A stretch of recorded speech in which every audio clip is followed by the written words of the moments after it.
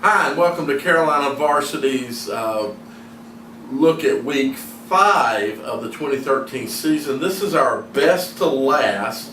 I'm Dale Ross. I'm the pet man, Matt Morrow, and we're going to start with our top 5 here. And I think we're pretty much in agreement with this top 5 that we've got here. Well, for mine, I've got Mecklenburg Creek clearly in the number 1 spot, in my opinion. And then you got the next 3 teams I think are kind of on the same level. And Huff, West Meck with their big win over Independence moves up. And Vance with the big win over Garinger, coupled with the losses of a couple other teams, moves them up to number 4. It was real close between Independence and Butler for number 5. I put Independence there just because I think they got a little more firepower on the offensive side of the ball. But if I could put a tie, I think those two are neck and neck at number 5 right there. I believe pretty much I'm the same way with you. Of course, Mecklenburg Creek I think is clearly number 1. Huff, West Meck, and Vance. If you remember last week, I said Vance was on the edge of jumping over some of the teams that I had in front of them, Butler, Independence, that little group. And, well, of course, it's not on the strength of the 71-0 win over Garinger. It's just over the what we think about them and, of course, what's happened. I agree. Independence and Butler are probably real close. I do think maybe in a game, Independence has got a little bit of an edge. I think they'd be able to run the ball maybe a little bit better, but you know, there's lots of questions about that run game over at Independence. Exactly. Looking at 6 through 10, Butler number 6, right on the heels of Independence, in my opinion. They got some injuries going on right there. It could be a tough game to reach going into Richmond. I got Olympic at number 7. I got them over Catholic. That was a close call for me, but I think Olympic's in a little better spot right now than Catholic. And Catholic's got to find somebody else besides Hood offensively to get back up in that top tier. I got Providence at number 9 and Rocky River at number 10. And Providence, you know, I think they're a little step above Rocky River right now. Rocky River offensively, I got to see a little more consistency there. We're the same 6 through 6, 7, and 8. Right. We're the same for, I think, just about the same reasons. All the same reasons. So no need to repeat. Right. 9 and 10 we flip, and really, you know, those are to me are almost a virtual tie. I guess I'm just keep holding out a little bit of hope that Rocky River's going to live up to what we're thinking they've got, but.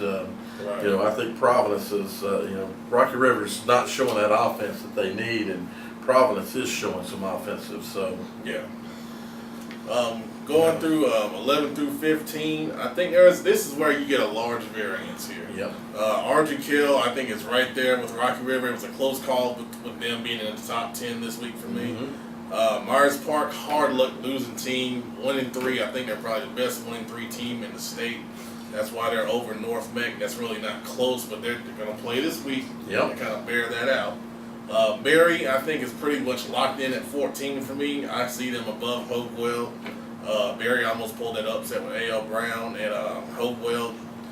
I really, honestly, it's a close call with Hopewell being over Harding at this point, believe it or not, because Hopewell just can't stop people. Yeah. And Harding put it up 48 last week. I think they're nipping on the heels. I didn't put it on the site, but when I got to thinking about it today, I think that's a close call too.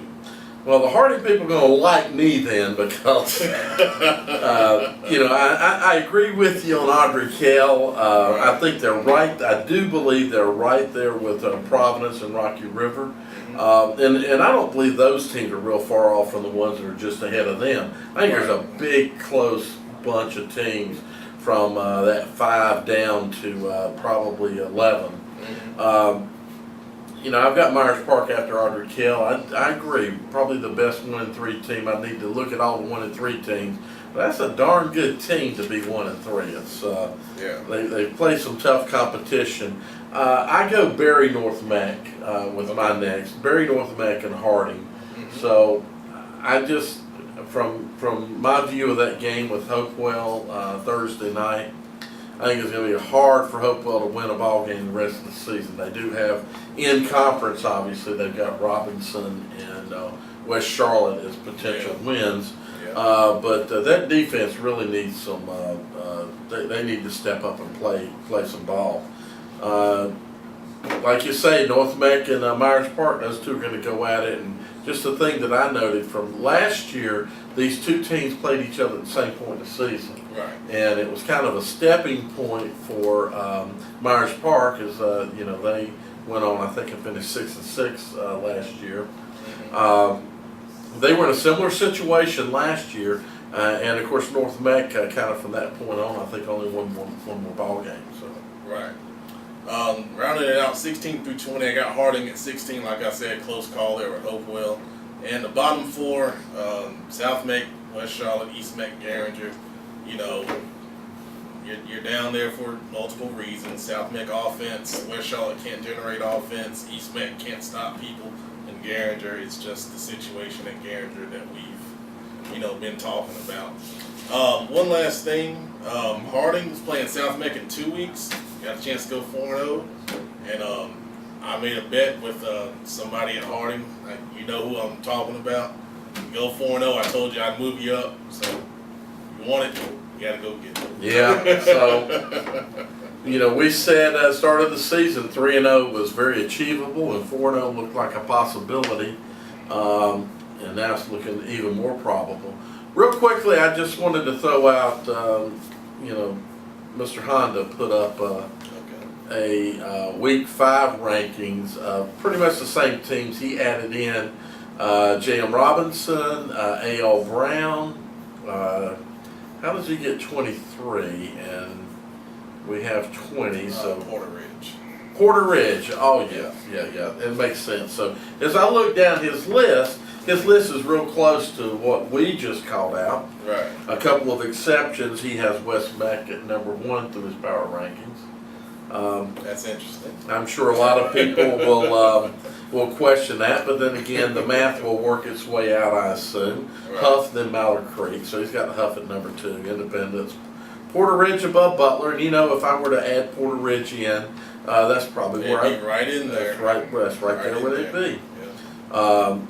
Vance, I do think Vance is going to prove out to be better than those two, Olympic, and then of course there's that question of Harding. But Harding's starting to drop now. Last week his poll they were 6th.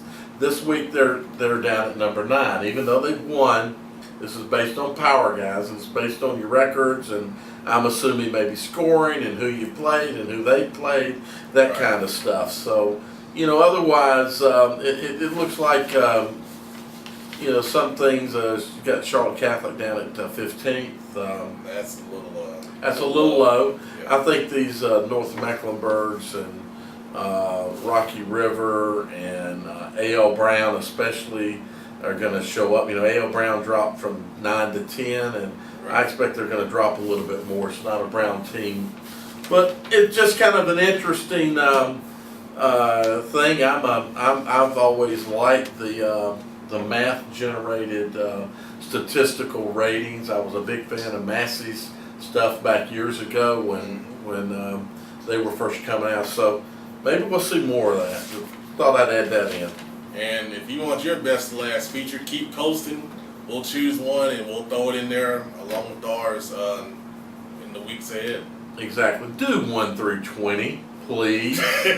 Don't do this 1 through 4 and then this and then the rest don't matter. That's just lame. That's all I got to say about that. Thank you.